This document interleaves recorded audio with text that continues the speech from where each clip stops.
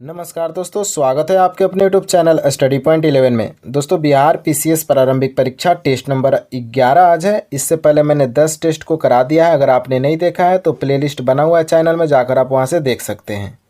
दोस्तों, ये हर एक एग्जाम के लिए काफ़ी इंपॉर्टेंट प्रश्न है। चाहे आप पीसीएस की तैयारी करते हो या फिर रेलवे का तैयारी करते हैं या फिर एसएससी या किसी भी स्टेट पुलिस की तैयारी करते हैं, आपके लिए काफ़ी महत्वपूर्ण ये वीडियो है।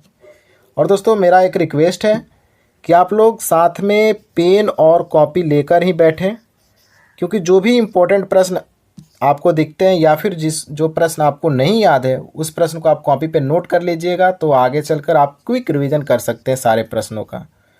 तो ये बात ध्यान में रखिएगा। तो आइए शुरू करते हैं आज के पहले प्रश्न से। श्री हर मंदिर कहाँ स्थित है? पहला प्रश्न था गया, रोहतास, पटना, भागलपुर। उपयुक्त में से कोई नहीं, उपयुक्त में से एक से अधिक। दोस्तों, अगर आपको उत्तर पता रहता है तो आप लोग कमेंट बॉक्स में अपना उत्तर ज़रूर दीजिए, क्योंकि अगर आपने एक बार, केवल एक बार अगर आपने कमेंट बॉक्स में अपना उत्तर दे दिया जिस भी प्रश्न का, तो उस प्रश्न का आप उत्तर कभी नहीं भूलेंगे। ये आप लोग ध्यान में रखिएगा। तो इसका राइट आंसर हो जाएगा, याद रखिएगा दोस्तों, पटना। तो श्री हर मंदिर कहाँ स्थित है? तो पटना में स्थित है, आप लोग याद रखिएगा। अब आइए देखते हैं इसको डिटेल्स में। तो गुरुद्वारा तख्त श्री हर मंदिर पटना सिटी में स्थित है, जो सिखों के 10वें गुरु, याद रखिएगा 10वें गुरु कौन थे? गुरु गोविंद सिंह जी। इनके जन्म स्थल पर बनाया गया था हर मंदिर, जो कि पटना सिटी में स्थित है। अब आइए देखते हैं अगले प्रश्न को। प्राचीन काल में पाटलिपुत्र का नाम क्या था? पावापुरी, कुसुमपुर, अवंती, चंपा। उपयुक्त में से कोई नहीं, उपयुक्त में से एक से अधिक। तो दोस्तों याद रखिएगा, प्राचीन काल में पाटलिपुत्र का नाम था कुसुमपुर। याद रखिएगा दोस्तों, प्राचीन काल में जो पाटलिपुत्र है, जिसको अब हम लोग पटना के नाम से जानते हैं, इसका प्राचीन नाम क्या था? कुसुमपुर। काफ़ी इम्पोर्टेंट था। अब आइए देखते हैं डिटेल्स में। तो प्राचीन काल में पाटलिपुत्र का नाम कुसुमपुर अथवा पुष्पपुर था। याद रखिएगा दोस्तों, पुष्पपुर भी आ सकता है। पाटलिपुत्र मगध साम्राज्य, नंदवंश, मौर्य वंश, गुप्त राजवंश की भी राजधानी रहा था, जो कि आजकल यह पटना नाम से विख्यात है और बिहार राज्य का राजधानी है। दोस्तों, आप लोग कमेंट बॉक्स में बताइएगा कि बिहार के मुख्यमंत्री और गवर्नर कौन है। याद रखिएगा दोस्तों, बताना है आपको सीएम बिहार का कौन है और गवर्नर कौन है। आप लोग कमेंट बॉक्स में ज़रूर बताइएगा। अब आइए देखते हैं अगले प्रश्न को। विष्णुगढ़ मंदिर कहाँ स्थित है? पटना में, दानापुर में, जमुई में, गया में, या उपयुक्त में से कोई नहीं, उपयुक्त में से एक से अधिक। तो दोस्तों इसका राइट आंसर हो जाएगा कि विष्णुगढ़ मंदिर स्थित है, याद रखिएगा, गया में। कहाँ? तो गया में है विष्णुगढ़ मंदिर। आप लोग याद रखिएगा, काफ़ी इंपॉर्टेंट है पीसीएस एग्जाम के लिए। अब आइए देखते हैं डिटेल्स को। तो गया शहर में विष्णुपद मंदिर अवस्थित है। इसके संबंध में पौराणिक कथा, यहाँ पर भगवान विष्णु ने गयासुर नामक दैत्य का नाश किया था और एक शिला पर 2 पद चिन्ह अंकित है, जिन्हें भगवान विष्णु का पद चिन्ह माना जाता है और उसकी पूजा की जाती है। वर्तमान मंदिर का निर्माण 18वीं शताब्दी के अंत में इंदौर की महारानी अहिल्याबाई होलकर ने करवाया था। ये भी आप लोग को याद रखिएगा दोस्तों। अब आइए देखते हैं अगले प्रश्न को। निम्नलिखित में से किस नगर में सूर्य मंदिर स्थित है? रांची, गया, बोधगया, औरंगाबाद। उपयुक्त में से कोई नहीं, उपयुक्त में से एक से अधिक। तो दोस्तों इसका राइट आंसर क्या होगा, आप लोग कमेंट बॉक्स में बता सकते हैं। तो इसका राइट आंसर हो जाएगा औरंगाबाद। याद रखिएगा दोस्तों, सूर्य मंदिर कहाँ स्थित है? औरंगाबाद में। ये उड़ीसा वाला प्रश्न नहीं है दोस्तों, ध्यान रखिएगा, ये बिहार में है। अब आइए देखते हैं डिटेल्स में, फिर आपको समझ में आ जाएगा। तो सूर्य मंदिर औरंगाबाद से लगभग 10 किलोमीटर की दूरी पर स्थित है और यह प्रसिद्ध सूर्य मंदिर 600 वर्ष से भी अधिक पुराना और 100 फीट ऊंचा है। काफ़ी इंपॉर्टेंट है, आप लोग याद रखिएगा, 600 वर्ष पुराना और 100 फीट ऊंचा है। सामान्य सूर्य मंदिर से विलग पश्चिमाभिमुख होना इसकी विशेषता है। इस मंदिर का निर्माण मगाके चंद्रवंशी राजा धर्मेंद्र सिंह द्वारा 15वीं शताब्दी में कराया गया था और छठ पर्व के अवसर पर दूर दराज के लोग भगवान सूर्य को अर्घ देने यहाँ आते हैं। तो आप लोग ये सारे फैक्ट याद रखिएगा। अब आइए देखते हैं अगले प्रश्न को। निम्नलिखित में से किस अभिलेख से अशोक के नाम का उल्लेख किया गया है? भाब्रू अभिलेख, प्रथम लघु शिलालेख, 13वें शिलालेख, पहला शिलालेख। उपयुक्त में से कोई नहीं, उपयुक्त में से एक से अधिक। दोस्तों अगर आप नए हैं चैनल पे तो आप लोग चैनल को प्लीज़ सब्सक्राइब कर लीजिएगा और बेल आइकन को ज़रूर क्लिक कर लीजिएगा और दोस्तों के बीच आप लोग शेयर भी कीजिए वीडियो को दोस्तों, सपोर्ट की ज़रूरत है। तो काफ़ी मेहनत लगता है एक एक वीडियो बनाने में दोस्तों, आप लोग साथ दीजिए। तो इसका राइट आंसर क्या होगा आप लोग बता सकते हैं?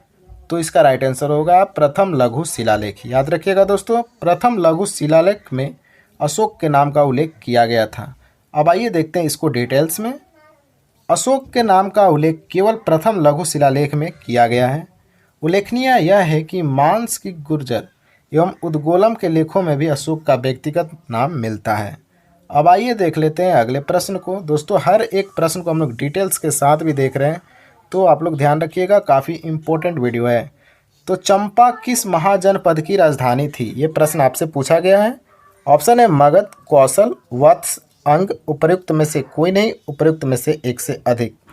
तो दोस्तों इसका राइट आंसर क्या होगा, अगर आपको पता है तो आप ज़रूर कमेंट बॉक्स में बताइए। तो इसका राइट आंसर हो जाएगा, याद रखिएगा दोस्तों, अंग। तो चंपा अंग महाजनपद की राजधानी थी, काफ़ी इम्पोर्टेंट चंपा महाजनपद थी, और अंग आप लोग याद रखिएगा दोस्तों। अब आइए देखते हैं इस प्रश्न को डिटेल्स में। तो उत्तरी बिहार के वर्तमान भागलपुर तथा मुंगेर के जिले अंग महाजनपद के अंतर्गत थे और इसकी राजधानी चंपा थी। महाभारत और पुराणों में चंपा का प्राचीन नाम मालिनी प्राप्त होता है। दोस्तों पिछला बार या 2018-17 के पेपर में बिहार दरोगा में ये प्रश्न पूछा गया था कि चंपा का प्राचीन नाम क्या है जो महाभारत और पुराणों में बताया गया। तो याद रखिएगा दोस्तों, मालिनी। निकाय के अनुसार इस नगर निर्माण की योजना वास्तुकार महागोविंद ने की थी। तो ये भी याद रखिएगा दोस्तों, चंपा के बारे में इतना एक्स्ट्रा फैक्ट था, आप लोग याद रखिएगा। अब आइए देखते हैं अगले प्रश्न को। महाभारत के अनुसार उत्तरी पंचाल की राजधानी स्थित थी हस्तिनापुर में, इंद्रप्रस्थ में, अहिच्छत्र में, मथुरा में, उपर्युक्त में से कोई नहीं या उपर्युक्त में से एक से अधिक। तो दोस्तों इसका राइट आंसर हो जाएगा, याद रखिएगा, अहिच्छत्र में। तो महाभारत के अनुसार उत्तरी पंचाल की राजधानी अहिच्छत्र थी। याद रखिएगा, उत्तरी पंचाल की बात की जा रही है और इसकी राजधानी क्या है, अहिच्छत्र। और महाभारत के अनुसार ये भी आप लोग याद रखिएगा। अब आइए देखते हैं डिटेल्स में।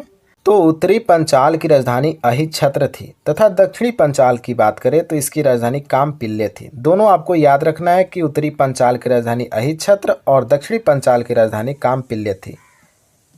हस्तिनापुर तथा इंद्रप्रस्थ कुरु की राजधानी थी, जबकि मथुरा जो था सुरसेन का राजधानी थी। अब आइए देखते हैं अगले प्रश्न को। निम्नलिखित में से किस स्थान पर अशोक के अभिलेखों की भाषा और लिपि दोनों यूनानी में है? मिस्र, अफगानिस्तान, भारत, पश्चिमोत्तर, उपर्युक्त में से कोई नहीं या उपर्युक्त में से एक से अधिक। दोस्तों बीपीएससी में 5 प्रश्न होते हैं, ये आप लोग ध्यान में रखिएगा। तो इसका राइट आंसर क्या हो जाएगा, अफगानिस्तान। तो याद रखिएगा दोस्तों, अशोक के अभिलेखों की भाषा और लिपि दोनों यूनानी में थी, कहाँ, तो अफगानिस्तान में। अब आइए देखते हैं इस प्रश्न को डिटेल्स में।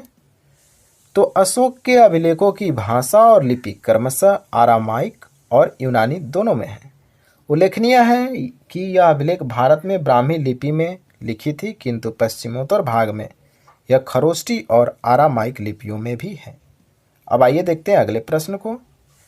गोदावरी नदी के तट पर स्थित महाजनपद था। दोस्तों प्रश्न है कि गोदावरी नदी के तट पर कौन महाजनपद स्थित था? अवंती, वत्स, अस्सक, कंबोज, उपर्युक्त में से कोई नहीं या उपर्युक्त में से एक से अधिक। ये हैं आपके 5 ऑप्शन। तो इसका राइट आंसर क्या हो जाएगा दोस्तों, अस्सक। याद रखिएगा, गोदावरी नदी के तट पर स्थित महाजनपद था अस्सक, काफ़ी इम्पोर्टेंट है। अब आइए देखते हैं इस प्रश्न को विस्तार से। तो बौद्ध ग्रंथ अंगुत्तर निकाय तथा जैन धर्म भगवती सूत्र में 6ठी शताब्दी ईसा पूर्व में वर्णित 16 महाजनपद में अस्सक या अस्वक नर्मदा तथा गोदावरी नदियों के मध्य स्थित था, जिसकी राजधानी पैठन या पोतन अथवा पोटली और प्राचीन नाम प्रतिष्ठान था इसका। ये भी आप लोग ध्यान में रखिएगा। और एक प्रश्न यहाँ से भी बनता है कि महाजनपद कितने थे, तो 16। अब आइए देखते हैं अगले प्रश्न को, और ये आज का हमारा अंतिम प्रश्न है और इसके बाद टेस्ट प्रश्न भी आपको देखना है। निम्नलिखित में से किस राजा के सिक्कों पर जहाज का चित्र अंकित है? गौतमी पुत्र सातकर्णी, वशिष्ठी पुत्र पुलुमायिनी, रुद्रदामन प्रथम, यज्ञश्री सातकर्णी, उपर्युक्त में से कोई नहीं, उपर्युक्त में से एक से अधिक। ये थे आपके 5 ऑप्शन। तो दोस्तों इसका राइट आंसर क्या होगा, अगर आपको पता है तो कमेंट बॉक्स में बता सकते हैं। तो यज्ञश्री सातकर्णी के सिक्कों पर जहाज का चित्र अंकित था और ये एक राजा थे। काफ़ी इंपॉर्टेंट प्रश्न है। अब आइए देखते हैं इस प्रश्न को डिटेल्स में। तो सतवाहन राजा यज्ञश्री सातकर्णी व्यापार और जल यात्रा का प्रेमी था और इसके सिक्कों पर जहाज का चित्र अंकित है जो जल यात्रा और समुद्री व्यापार के प्रति उसके प्रेम को दिखाता है। तो आप लोग ध्यान में रखिएगा, सतवाहन राजा थे यज्ञश्री सातकर्णी और इनके सिक्कों पर जहाज, जो कि जल में चलने वाली जहाज, उसका चित्र अंकित किया गया था और यह इसलिए किया गया था कि ये काफ़ी प्रेमी थे जल यात्रा और व्यापार का। तो आज का ये हमारा प्रश्न समाप्त होता हुआ और ये था आपसे टेस्ट प्रश्न, जो कि मालवा का पठार किसके बीच स्थित है ये पूछा गया था पिछले टेस्ट के अंतिम में। तो इसका राइट आंसर अरावली और विंध्य पर्वतमाला है। काफ़ी स्टूडेंट ने सही उत्तर दिया था, आप भी उत्तर दे सकते हैं। अब आइए देखते हैं आज के प्रश्न को। सांची के स्तूप का निर्माण किस शासक ने करवाया था? बिंबिसार, कनिष्क, अशोक, पुष्यमित्र, शुंग, उपयुक्त में से कोई नहीं या उपयुक्त में से एक से अधिक। ये हैं आपके 5 ऑप्शन और फटाफट अभी आप लोग कमेंट बॉक्स में अपना उत्तर दे दीजिए, क्योंकि जो मैं पढ़ाता हूँ उसी से प्रश्न भी पूछता हूँ। तो वीडियो देखने के लिए थैंक यू। अगर आप वीडियो को सब्सक्राइब अभी तक नहीं किए हैं तो कर सकते हैं और वीडियो को ज़रूर शेयर कीजिएगा दोस्तों। तो मिलते हैं नेक्स्ट वीडियो के साथ। जय हिंद।